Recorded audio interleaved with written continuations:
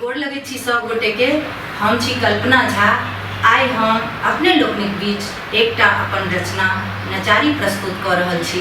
हमरा संगे हारमोनियम पर संगत कर रहल छथिन श्रीमान पारसमणि भारद्वाज जी और तबला पर संगत कर रहल छथिन श्रीमान अशोक राय जी।